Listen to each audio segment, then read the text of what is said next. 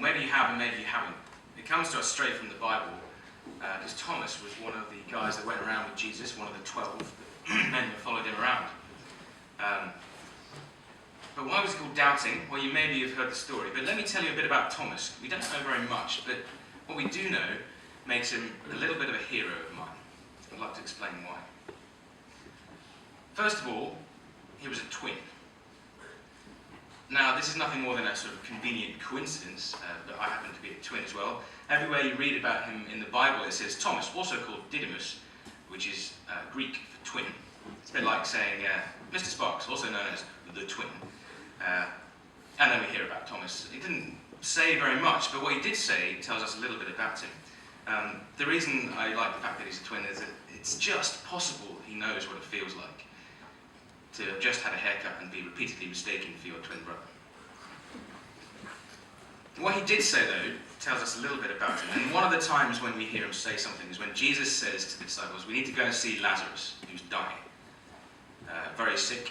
And everyone's a bit depressed, and no one seems able to say very much except Thomas, who says in the gloriously doom-laden phrase, let us also go with him, that we may die with him.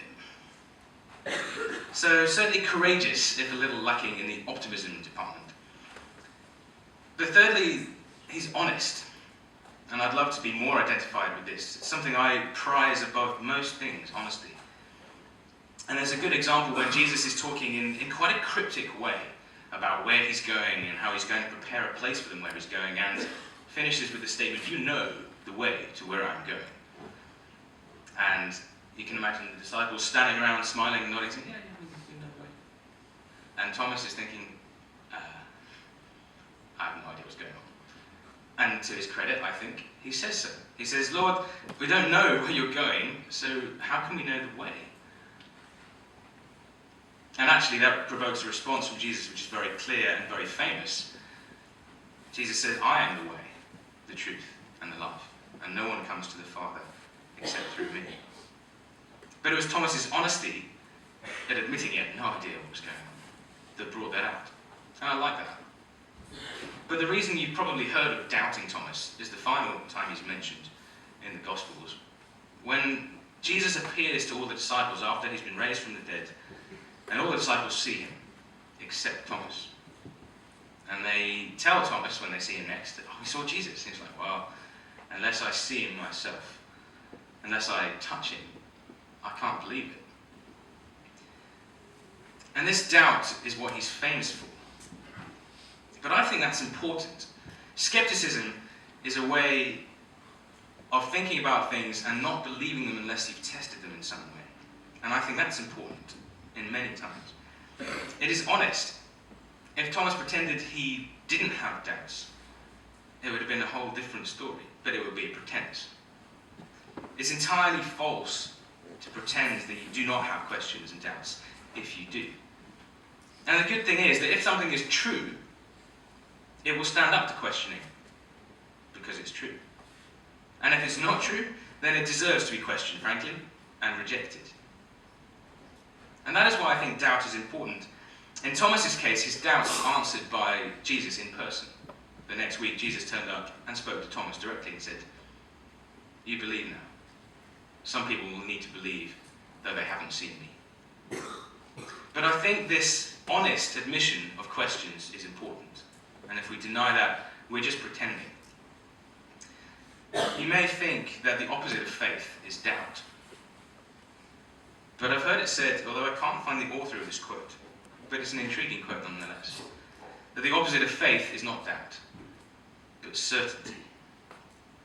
And this blind acceptance of dogma because you are told it to be true, so therefore it must be true, that sort of certainty is the very opposite of faith. And it's only when you can't be certain, which is most of life, that faith is needed. I'm going to sing you a song to finish. I'm not going to say too much about it, other than its title, which is appropriately enough, Doubting Thomas. It's by a band called Nickel Creek. Not Nickelback, in case you're wondering. It's an honest song, it's a simple song, and it's a personal song for the guy who wrote it, I think, as an exploration of someone who feels like they're a doubting Thomas, whatever that means, and who does not feel safe. but is pondering the questions of life and love and faith. And I find it strikes a chord within me. There's one line in there which says, "Can I be used to help others find truth? When I'm scared, I'll find proof that it's a lie." Now, I'm not necessarily scared all the time that I will find proof of all the things that I believe are lies, but that tension of having the doubt and still making use of what you've got is something we've all got to get used to. When I finish the song, I'm going to leave a moment for you to have some quiet thoughts with your own doubts or faith or belief, and you can ponder which bits you're certain about and which bits you're not certain about. And if you want to say a prayer, you can do. And when I stand, if you guys could all rise as well, and that would be the end of this morning's chat.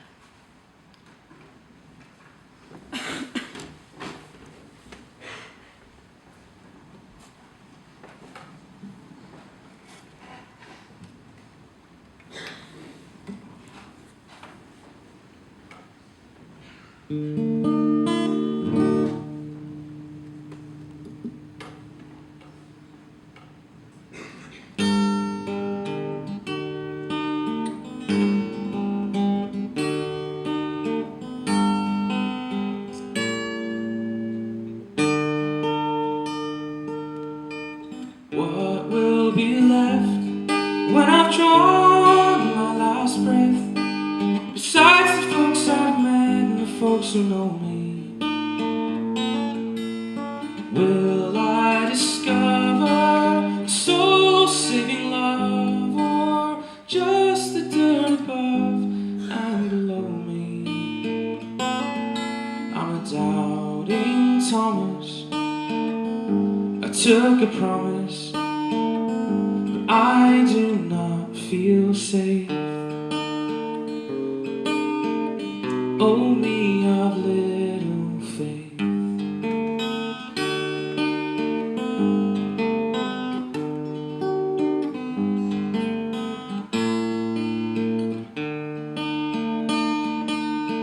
Sometimes I pray for a slap in the face, and then I beg to be spared, 'cause I'm a coward. If there's a master of death, I bet he's holding his breath as I show the blind and tell the deaf about his power.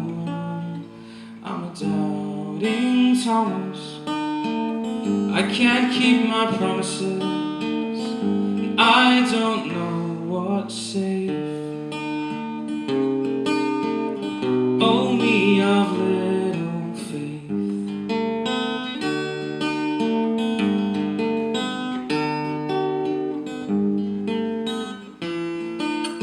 Can I be used to help others find truth? But I'm scared I'll find proof that it's a lie.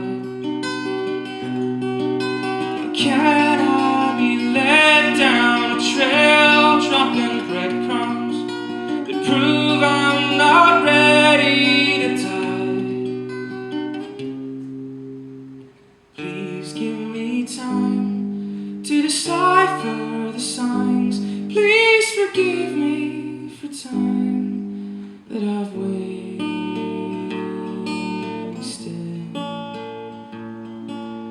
I'm a doubting Thomas. I'll take your